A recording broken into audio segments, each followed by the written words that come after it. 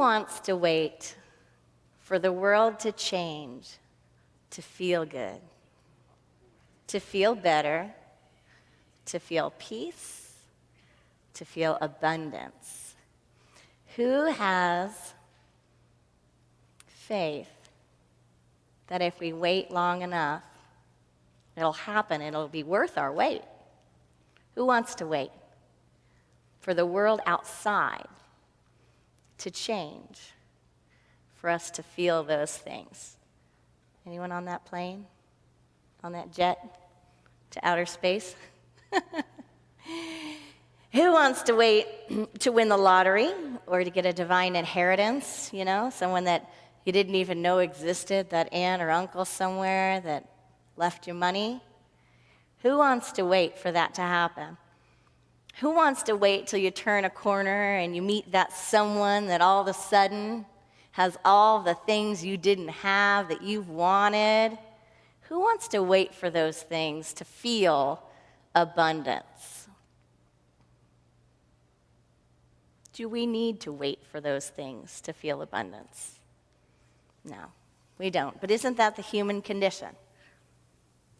Doesn't the human condition always pose a set of circumstances, a situation in which, if these things are fulfilled, I am willing to feel these ways?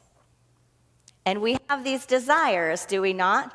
To live an abundant life, to live in this feeling of peace, to live our prosperous intention. But the human condition tells us, the ego mind tells us, you can start feeling that when, or you will start feeling that when, or you couldn't possibly start feeling that if this doesn't happen. Isn't it true that that's all an illusion? Has anyone had that awakening to themselves, in themselves, that that's just a complete illusion? That in fact, when all of those things that we think, if they're in place, I can feel X, Y, Z, well, when they're finally in place, then, well, F, G, and Z are trickling over here being a problem, being a real problem and disturbing my peace. So when are we going to decide once and for all that we've got it backwards, that we're operating upside down? That in fact, it's not anything outside of us that creates, it's everything inside of us that activates. And through that activation, we create. Today, the question we're exploring is whether or not we're ready to stop waiting and to start activating. Do you believe that reality is malleable? Do you believe that it's fixed, it's something, or do you believe that it's malleable, it can shift? Dan Millman, the author of The Way of the Peaceful Warrior, says, life offers contradictory truths. We are separate, yet we are one. Accidents happen, yet there are no accidents. Death is real, yet death is an illusion. Our experience of reality and truth, he says, depends on our state of awareness. Do we believe this? Our experience of reality and truth depends on our state of awareness. Do you believe that there are a variety of ways to see and experience the same thing? A variety of ways to see and experience the same things. Haven't you noticed that about our brains? They're just offering us options, aren't they? Our brains are just offering us options. But there's something else within us, a spirit, that has wisdom that can sift through those options and move towards intentions. We're ready to step into, are we not, a spiritual practice of activating abundance. If we're really ready to step into that practice and to recognize that it comes from the inside out, then we have to look at some possibilities, because the world around us doesn't really show that that's a reality or a possibility. So it is time to convince our minds to look around at our real experience and say, well, that's true. This person can have one thing happen. This person can have that same thing happen. This one can call it an absolute blessing, and it can transform their lives and make them feel like they're swimming and saturated in abundance and gratitude. And this person can have that exact same thing happen and say, woe is me, the world is hard, everything is against me, I'm in the gutter, and no one's coming to get me. Right? We've all seen it, and we've probably even all experienced it. Have you ever stepped into a day and at one moment thought it's absolutely overwhelming, there's no way I can handle any of this, and then flipped to the afternoon going, what was the issue this morning? Because I feel like my plate's pretty open and this is a pretty good life, right? I feel like, I was just burst into a moment of gratitude, and all of a sudden I'm like, wow, I've got it good. Until we're really ready to recognize that our thoughts aren't here for us to trust them or invest in them. They're here to show us options. They're here to give us direction. We will be captive to them. We will be stuck by them. And we will begin to believe them, and they will become our reality. I believe that every time we have a desire in our heart, our true, deepest desire, that with that desire, with it, is born in us the blueprint for how to unfold its activation, its fruition, its demonstration. I believe that they come together. They're paired. They don't arrive separate.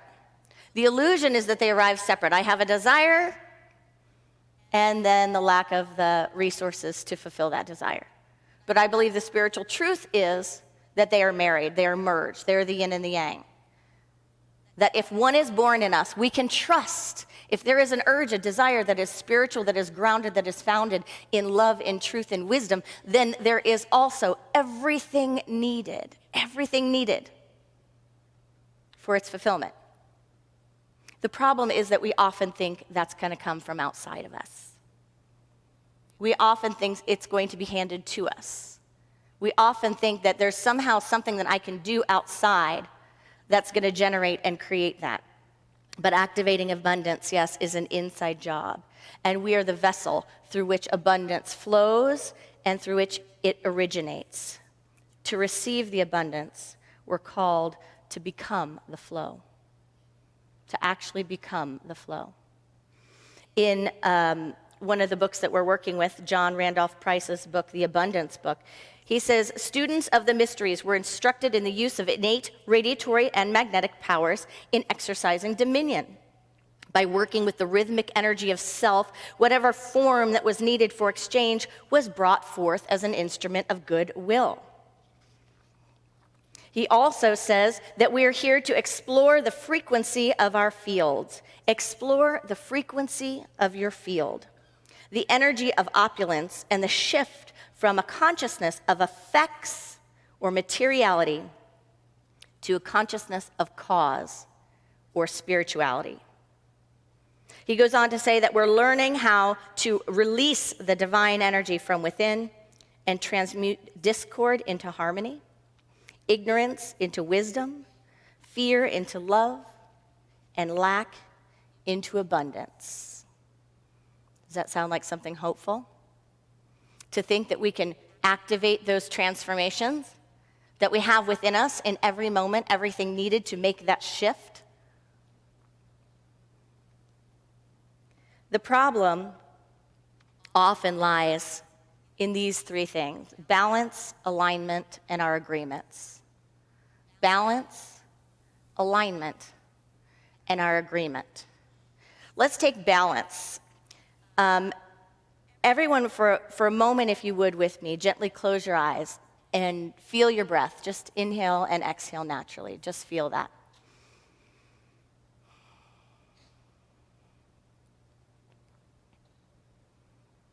Now hold your breath and just continue to do that.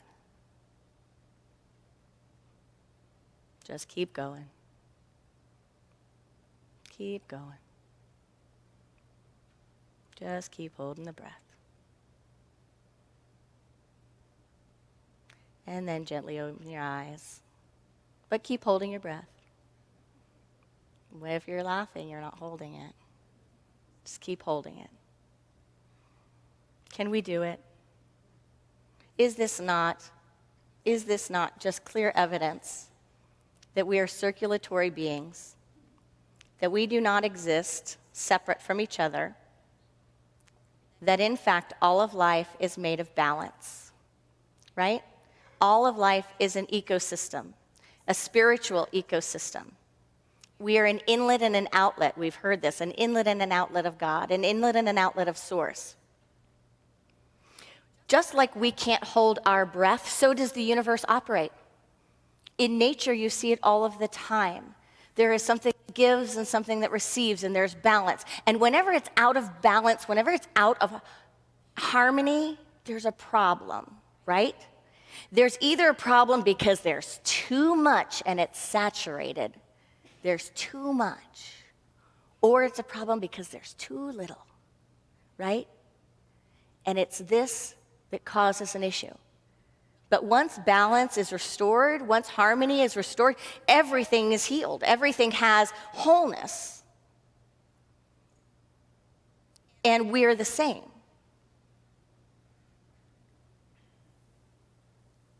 We can't find examples in the world around us that is purely nature, purely of our source, where this isn't the case. There is no separation. If I were to put on this mask, right, and somehow putting on this mask would assure me that only oxygen would leave and enter. Only oxygen would leave and enter.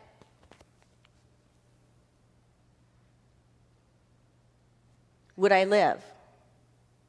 It has to be a balance. I have to release something. A process has to take place, and there has to be an inhaling of something different, right? It has to. And in the natural world, the choice is kind of taken away, right? In the natural world, you don't have to think to make your heart beat, do you? Or to pump your blood, to circulate it. We don't have to think to breathe. Animals, nature, the earth, the galaxy, it doesn't have to think and choose to operate by circulating and balance. And then there comes us. We have some choice, don't we? There are some places that we can either choose to circulate or to stop the flow. We can be one and become the flow, or we can draw a line and say, I'm not going to circulate. That's what we tend to do with those things that we have choice on. We do it with our love and holding on to resentments and lack of forgiveness. Rather than letting it flow and releasing and bringing something new in and releasing, we tend to hold on and build up reservoirs of resentment, mind, body, and spirit. We do it with our money.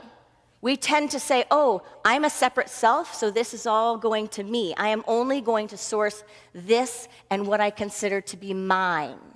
Everything back here is mine and me, and I will circulate my financial good, which is really just an expression of my talent. It's just my gifts in motion. I will leave it all back here because I'm a human being and I can choose to do that. But the law is circulation. The law is that this around you is also not outside of you, right? And in nature, there is a natural circulation. There is a natural flow, a natural giving, so that these gifts that I have served the planet with will then go to farther reaching places than I could even imagine, farther than what I consider and call me. And when that happens, and only when that happens, I am in true balance and true harmony. But I have the ability, by my choice, that a lot of the natural world doesn't have. I can draw boxes around me and other, and I can separate. And when I do, I block the flow of becoming my good. That's about balance. We're here to be in balance We're here to create balance and to cause it. But the only way we can cause it and create it is by looking at how the law works, looking at how nature works, and saying, let that be done in me as well. And looking for opportunities to be at one with the natural world. When we don't, we end up out of balance, either having too much or too little within our being. And then what happens? The world around us mirrors that. The world around us multiplies and magnifies that. That's what we begin to see. Because when there's not balance on the inside, there's not balance on the outside. Alignment. Alignment. Just like if we breathe normally, the flow comes in and through the body. If we constrict, if you do certain postures and poses, bend and contort yourself, well, it doesn't flow naturally, does it? It doesn't flow easily. It doesn't flow gracefully. There's constriction. That has to do with our spiritual alignment. The alignment we have in our lives makes a difference.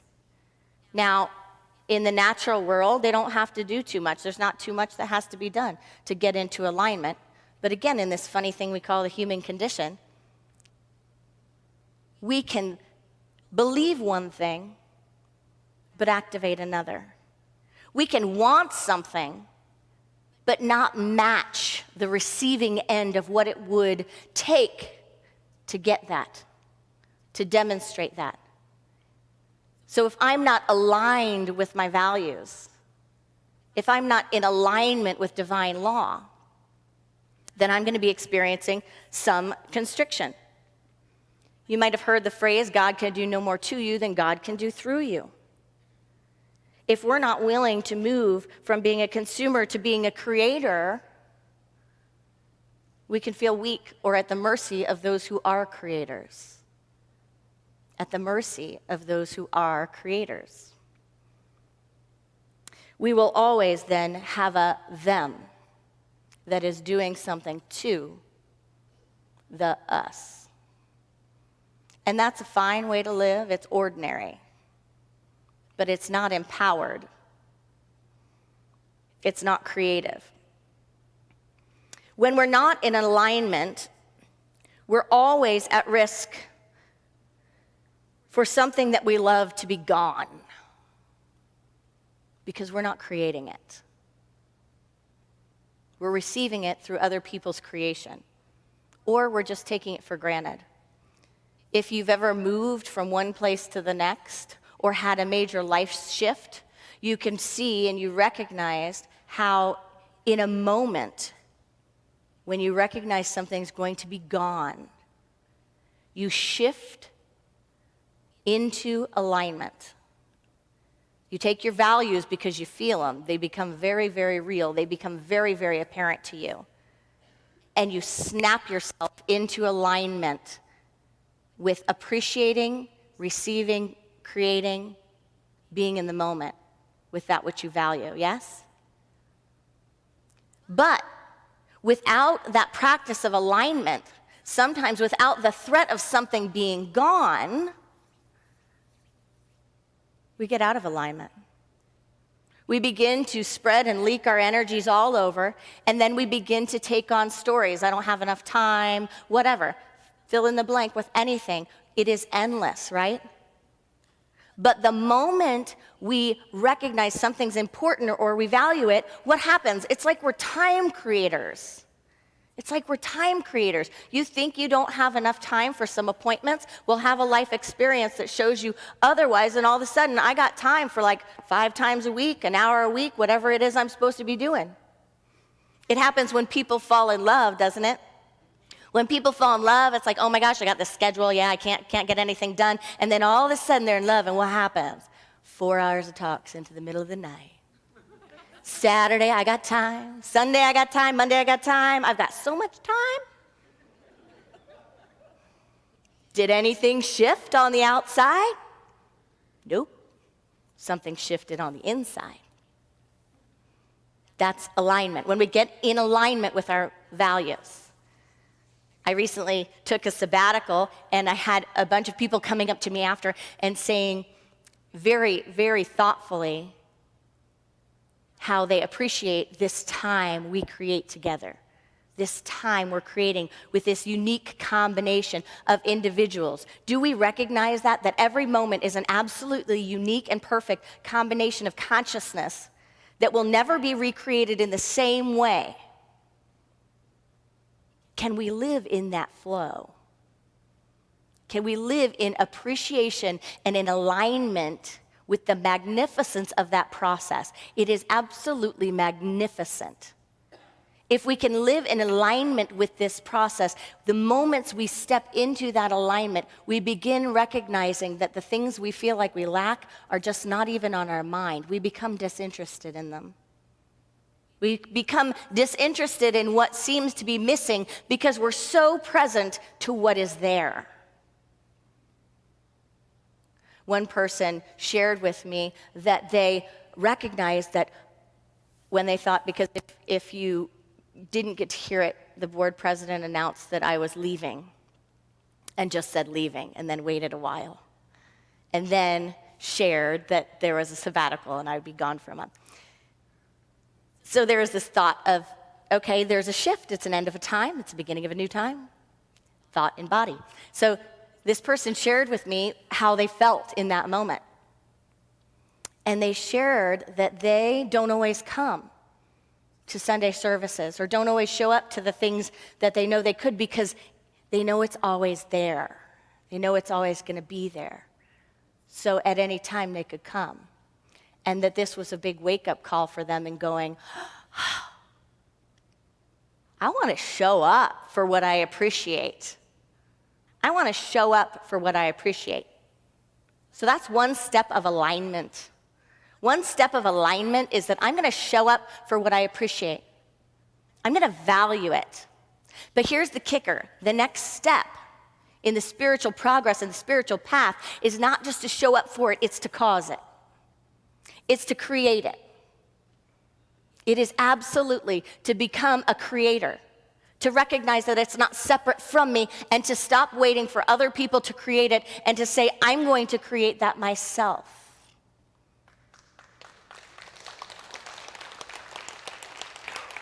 When we do that, a couple things happen. One, we shift from consumer to creator, which is an incredibly powerful shift. It's an empowering shift. It's a life-giving shift. And once we do that in one area of our lives, we recognize how we can do it in all of the others. And then we begin to recognize that the kingdom that is taught in the scriptures is a real thing, and that it is a kingdom of consciousness, that it is a kingdom of understanding and demonstration. The other thing that begins to happen is we shift being a victim. We shift thinking that things happen to us, and we recognize that things happen through us.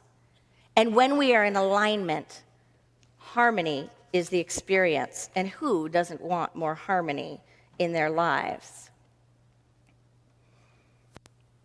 How can we do this in the areas of abundance? With our health and our wellness, how can we do this? Anyone had that experience where it's like, I valued my health right at the moment it started leaving?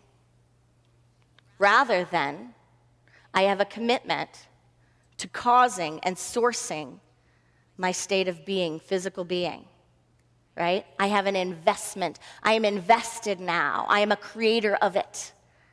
I'm not just waiting. I'm not going to take it for granted until the moment it starts shifting. Our health and our wellness, our wealth. Are we willing to come into alignment with our wealth? That means really taking an authentic and a bold look at how we circulate and whether or not that aligns with our values. There is no greater way to step on your financial good than to circulate out of balance, than to be showing up for the things that you value most, the people you value most, the programs you value most, the world, in fact, that you value most. To not be showing up for that and get to the root awakening where you can see in a moment, in a mystical and a metaphysical moment, all the things you did source. Like really, go into a cartoon, right, in your mind, and think of every penny that comes to you. Oh, here's a good one. Does anyone get those credit card statements at the end of the year where they give you the pie chart? Right? It's like, this is how much you spent on travel. This is how much you spent on food. This is how much you spent at the liquor store. No, just kidding.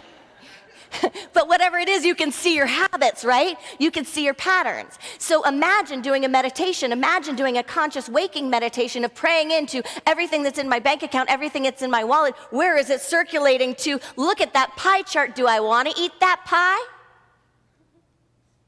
Do I want to eat that pie? What am I sourcing? What am I creating?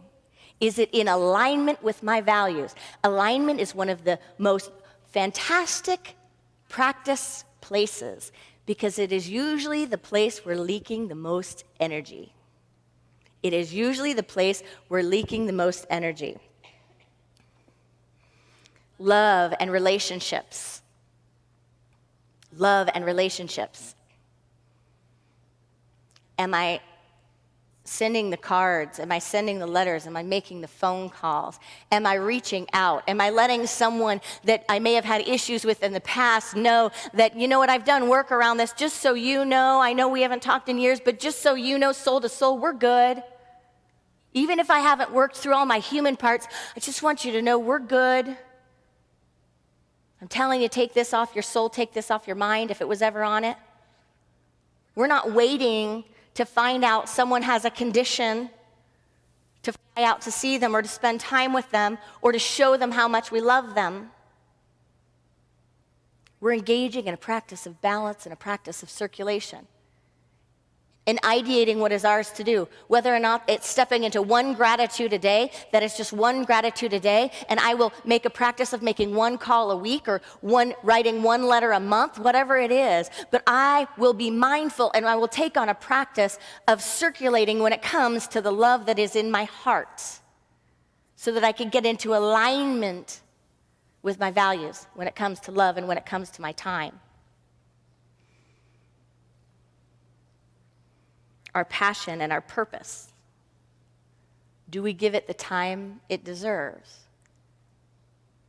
Is it aligned with our values?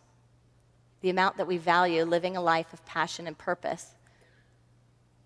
Having spiritual visions, knowing that we have gifts and those gifts unfold, but they can't unfold if they're not given a space, if they're not given time. Can we get into alignment there? A lot of times we don't because we think it takes so much. We think it takes so much, right? We forget baby steps. We forget what it's like to see a child learn something and recognize that you don't go from crawling to jumping and cartwheels and gymnastics in a day. But in fact, if you just do a little bit, it unfolds.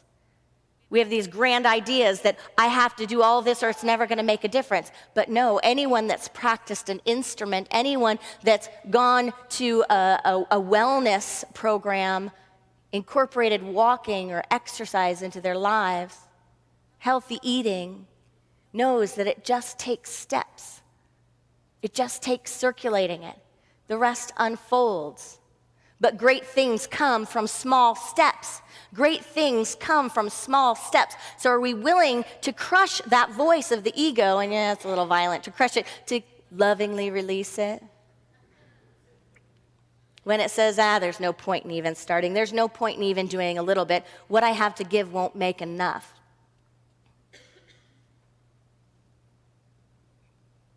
What about the one who gives what seems like to the world very little, but in fact demonstrated the fullness of the principle? The fullness of the principle. Are we willing to get into alignment with our spiritual development, our spiritual practice? Dedicating our time in meditation, dedicating our time to our source, dedicating our time to our spiritual studies, making it a priority, setting a divine appointment to come together in community, setting a divine appointment to come together in spiritual circulation, and holding that appointment. Because we know at some point, we may not be able to feel the need for it all the time, but at some point, we're going to need it, and I'm going to be there to have sourced it for when I want it. And while I'm not using it, even if I'm gone, I'm going to know I sourced it to make a world around me better, and that feeds me as well, because I could not possibly be separate from the world around me. The inspiration that I am, the inspiration causes a ripple effect in the world, and that ripple effect is none of my business, is out of my control, and is beyond my greatest possibility to even imagine. It is beyond my ability to imagine and consciously create. So are we ready to make agreements with our highest self? Are we ready to look at the agreements that we have made? And are we ready to truly step into cultivating abundance and becoming the flow? Think of the flow as being faith, love, order, and will. The perceiving power of the mind, our faith, linked with love, the great harmonizing faculty. Pressed together with order, that activation, that alignment. And then pure will. Will is that executive faculty, that which actually acts on it. Namaste.